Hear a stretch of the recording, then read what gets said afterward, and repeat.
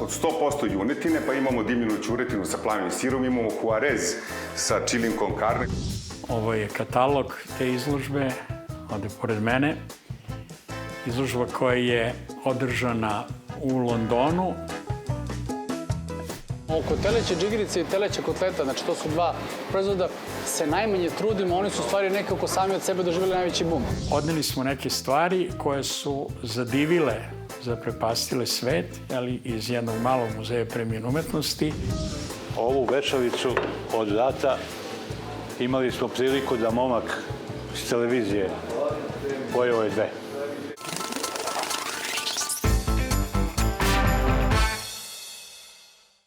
Dobrodošli u enciklopediju bureka Ćirić, Vojvode stepe 272 na Voždovcu.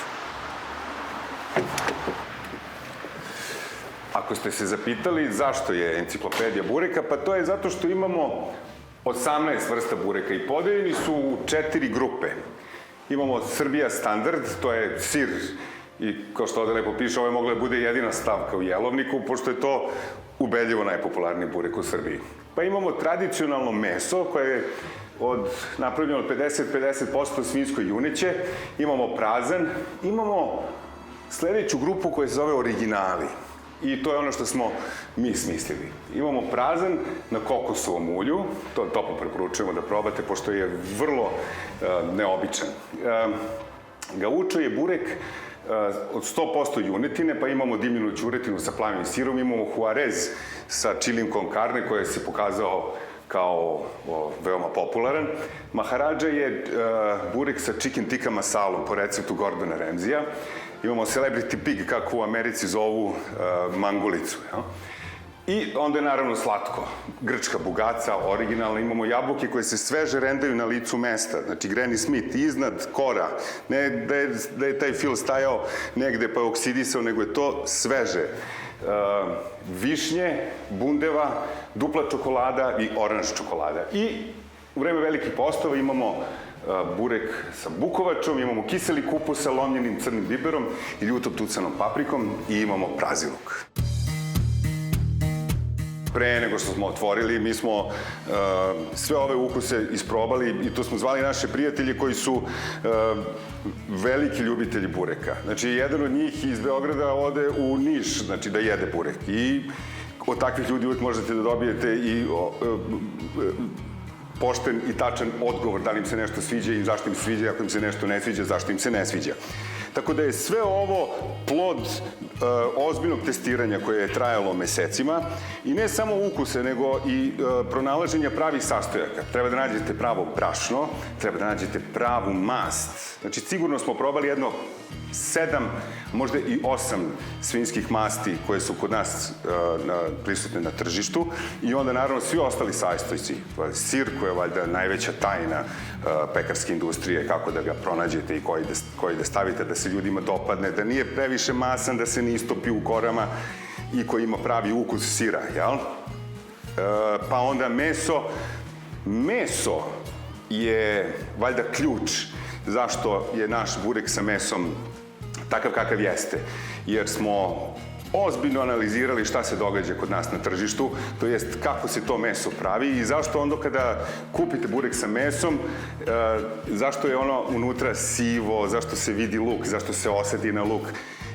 Mi naše mleveno meso obrađujemo termički na takav način da dobijemo pravi ukus bureka sa mesom, onakav kakav on treba da bude. Tako da, obavezno to treba da probate i zbog toga imamo čak i dve verzije. Imamo klasičan srpski burek koji je 50-50 juneće svinjsko i imamo, mi ga zovemo argentinski, a to je 100% juneće meso. Ovo je zanimljiv detalj, to je replika eskimskog ulu noževa i naručili smo je od jednog kovača iz Leskovca, zove se Tišler. Zanimljivost. Kada je reč o bureku, filovi mogu da budu dobri koliko god hoćete. Ključ su kore. Ajmo da vidimo.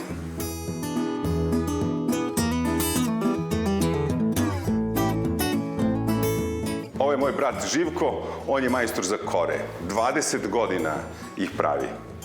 Ja nisam ništa znao o ovom poslu, dok sa njim nisam razgovarao i dok nismo napravili dogovor da krenemo zajedno u ovaj novi poslovni poduhvat. Ovaj zanat se dugo uči i, kako Živko kaže, on je kao vožnje bicikla. Jednom kada ga naučite, ne možete ga zaboraviti, ali je poenta da se nauči.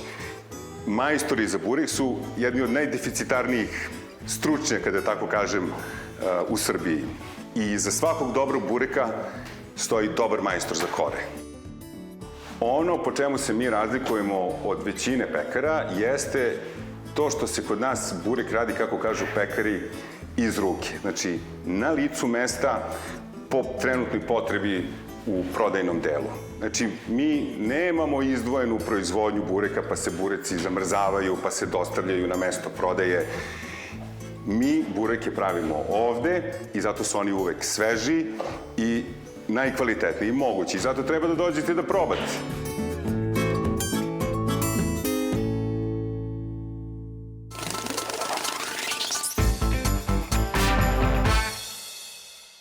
Godina je 2008.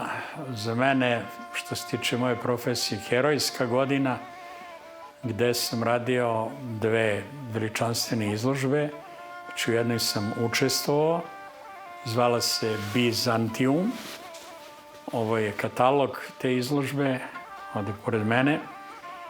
Izložba koja je održana u Londonu u avgustu mesecu, a u organizaciji Royal Academy of Art, gde je učestvovalo 80 institucija iz sveta. Odmah za njom, negde nešto kasnije, u Muzeju primenjene umetnosti održana je izložba koja je bila moja autorska prava, koja se zvala Riznice manastira Hilandara.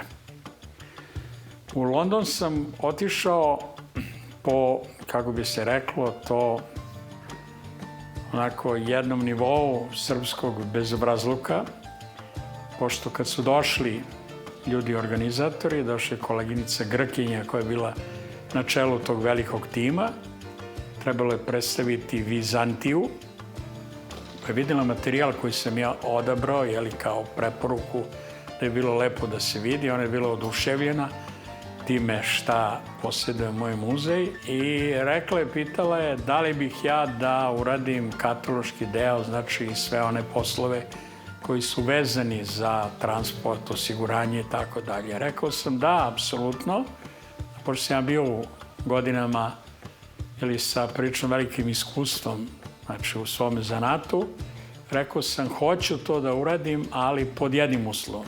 Pitao na kojim? Rekao, hoću da budem na VIP otvaranju. Pa rekao je, ne može to tek tako, jer znate, protokol je odredio da na VIP otvaranju budu samo direktori institucija koje će učestvovati u ovom. Sam rekao, onda neka vam direktori napišu to što treba da piše i ovo je posao. I zahvaljujući tome, ja sam bio jedini kustos, jedini stručnjak, znači na tom velikom otvaranju koje je bilo veličanstveno.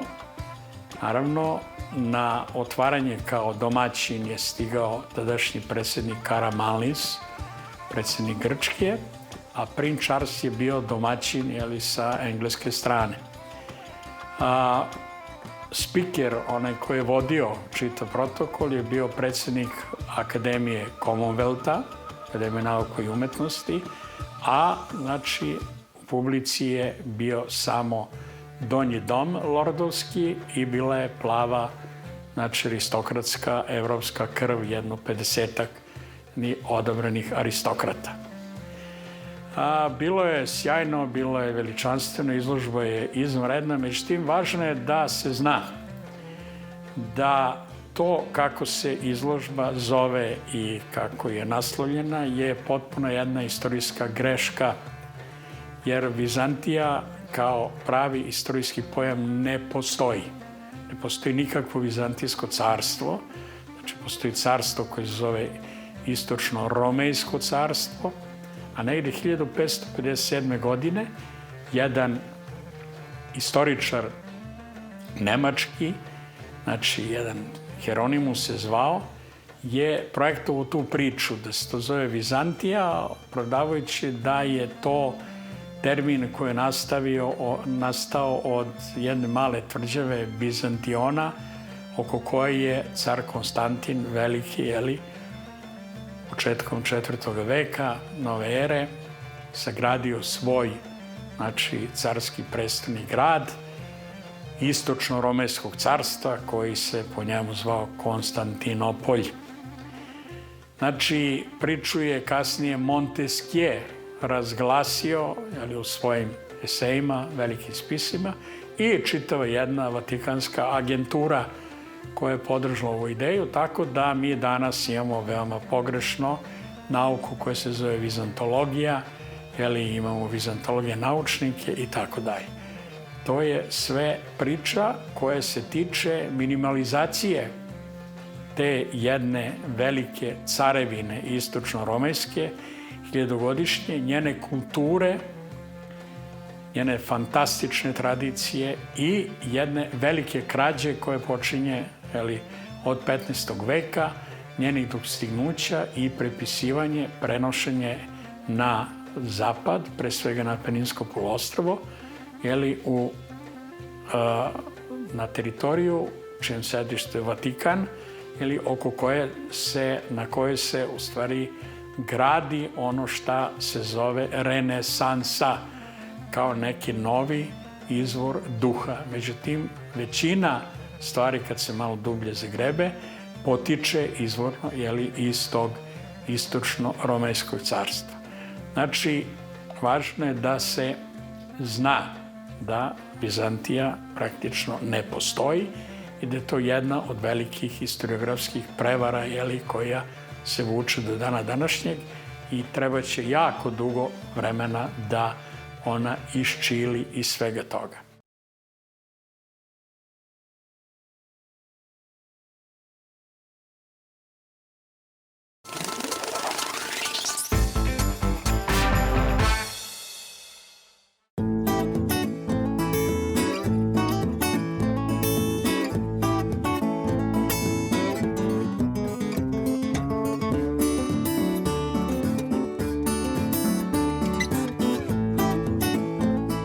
Teleća džigerica nam je drugi najtraženiji proizvod u lokalu.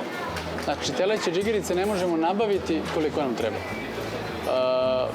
Jednostavno, tajna u teleće džigerice je da bude sveža, da bude od mladog teleta, a ne od teleta koje već prelazi u junetinu i mora da ima određenu boju, specifičnu. Ako je ona previše tamna, ta džigerica ne može da bude dobra. I ako tipa ima džigerica 4 kg, to nije teleća džigerica. Što se tiče sečenja džigerice, postoje procesi. Prvo morate tu džigericu da skinete opnu. Kada skinete opnu, onda morate dobro da je očistite. Kada je očistite, postoji jedna određena debljina od nekih santimetar i po na koju mi sečemo i posle toga ona se opet čisti od žilica. Znači, mi skoro pa 50% imamo otpada od jedne teleće džigerice da bi dobili savršenih 5 porcija. Ako to ne uradimo, ta teleća džigerica onda neće biti tog kvaliteta kako bi kod nas.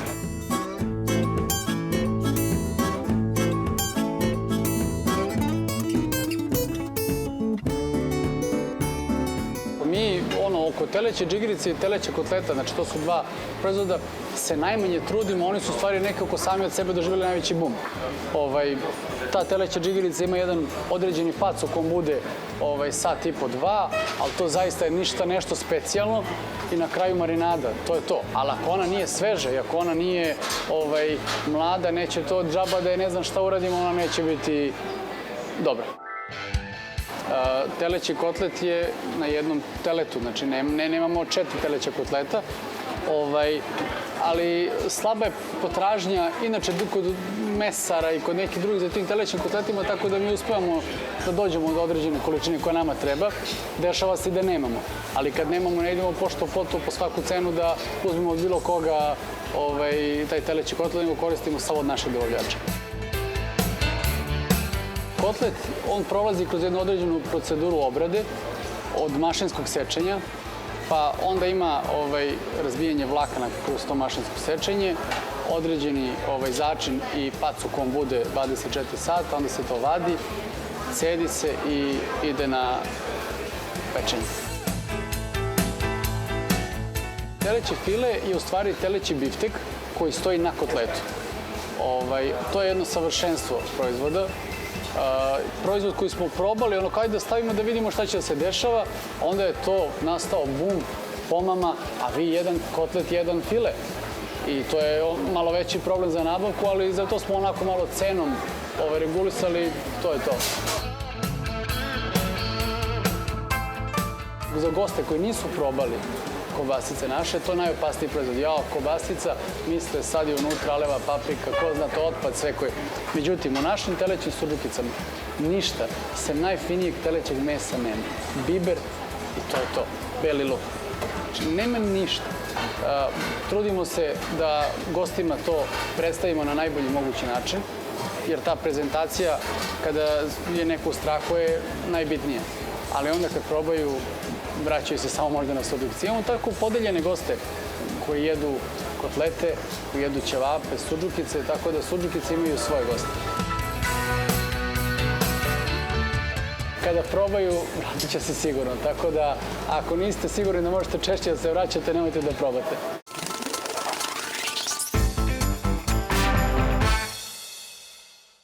Mi kao muzej primenjene umetnosti, zajedno sa Narodnim muzejem, smo bili jedni od 80 prilike učesnika, 80 institucija iz sveta, pre svega iz Grčke, naravno, koji su predstavili taj materijal koji se nalazi u ovoj knjizi i odneli smo neke stvari koje su zadivile, zaprepastile svet, iz jednog malog muzeja primenjene umetnosti. Ja sam predložio da ide jedan mač tauširan zlatom koji je iz vremena despotovine, znači samo prelaska iz 14. u 15. vek. To je bio jedini komad oružja na toj izložbi. Jedna panagija fantastična, Hrista Pantokratora, naša, i bila je ikona kojom se osobito ponosimo, ikona Svetoga Dimitrija, koja je po prilici, znači uz onako obilje dobrih argumenata, da potiče njeno poreklo zaista sa Svete Gore iz neke nama nepoznate radionice. Isto tako, znači iz vremena despotovine. Važno je da se zna da o onome šta posedujete i o kulturi koju predstavljate imate pravi i puni odnos. Uvijek sam imao problem oko toga da kad iznosimo nešto iz zemlje, ga treba dobro na pravi način osigurati, jer Zapad veruje samo u materijalnu novčanu vrednost. Oni će poštovati ono što je na predmetu, ali pre svega ih interesuje koliko to vredi. I uvijek sam imao probleme, što sam učestvovao u nizu velikih izložbi sa našom administracijom, znači Ministarstva kulture, da im objasnim da ne možemo ići sa cenama koje su niže od važećih svetskih cena za izvesne vrste umetnina. Tako je, recimo, sa moje strane, ikona Svetoga Dimitrija bila procenjena na 4 miliona funti, na šta ovi nisu ni trepnuli sa one strane, jer oni zaista veruju da to jeste tako i to je kultni, religijski i umetnički predmet koji apsolutno zaslužuje tu cenu. Naravno, ako bi izašao neku veliku aukciju, neki Sodbi ili nešto slično, postigu bi svakako i višu cenu od toga. Tako da o svome, o onome šta predstavljate, morate da imate pravi, puni odnos i da to stavite do znanja onima sa kojima se tamo susrećete.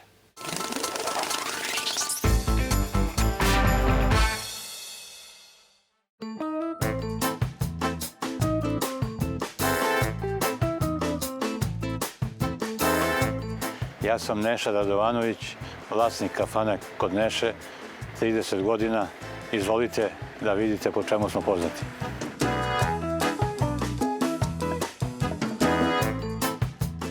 Pa, Boga mi brzo. Brzo je prošlo i lepe uspomene izmaju i tako da čovjek uvijek o lepim uspomenama priča i brzo vreme prolazi, tako da, a evo izvolite malo da pogledate, ovako se društvo skuplja, družimo se i nešto uvijek pomalo zamezimo.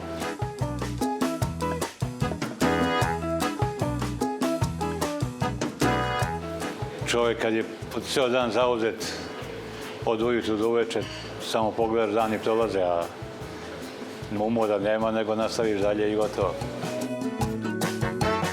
Čovjek mora da voli ono što radi, mora da voli ako hoće da bude uspešno, ako ne, onak nema od uspeha ništa.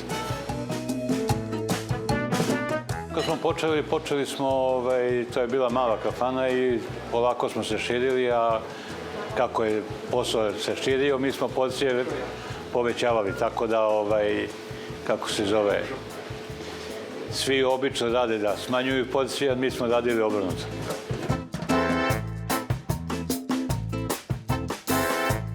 Pa evo, prvo ćemo od Petra Božovića, od pokojnog Čikabdane Crnčevića, od estrade, što kaže, i kako se zove, i od političara i tako da, što kaže, i njih spomenemo, ali dosta je glumaca dolazilo i javne ličnosti i tako da imamo lepe uspomene.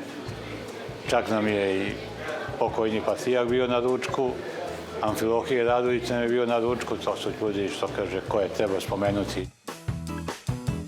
I ima lepa anegdota, to je pokojni Čikabdana Crnčević darovo kafanu sa tim i to je ostalo tako i piše 2008. tačno kad je kupljen i danas za njega čuvamo i to je uspomena na njega.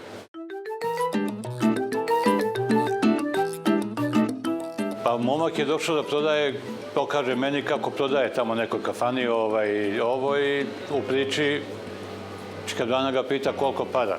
Kaže toliko i kaže ako zasija za 10 minuta imaš pare. Tako je bilo, zasijao je za 10 minuta i danas dan je ostalo, što kaže, od 2008. Kafana je bila puna gostiju, ljudi su se malo čudili, što kaže, bilo je veče, svetlo je upaljeno, ovdje je mrak, ljudi ulaze, gledaju šta i kako, ali lepa, što kaže, uspomena i rado se sećamo takve stvari. Ovo je, što kaže, za momke i za gudmane koji mogu da pojedu. Tako da, ovu večericu od rata imali smo priliku da momak iz televizije pojeo je 2. Svaka čast, to je jedini čovjek koji je uspio da pojede. To su pozicije, da. To je dimljena večerica, ovo je pozicija kobasica, ovo je večerica od krmenada. Ja sam mesar po struci, zalutao sam u ugostiteljstvu. U svakom poslu moraš i sebe i uložiti, što kaže, i trud i rad i to se na kraju sve isplati, a najlepše je kad imaš goste i ljudi koji se stalno vraćaju. Znači, ljudi koji su bili i uvijek dođu na to isto, znači ne traže nešto novo, nego ili vešalicu ili kobasicu i tako.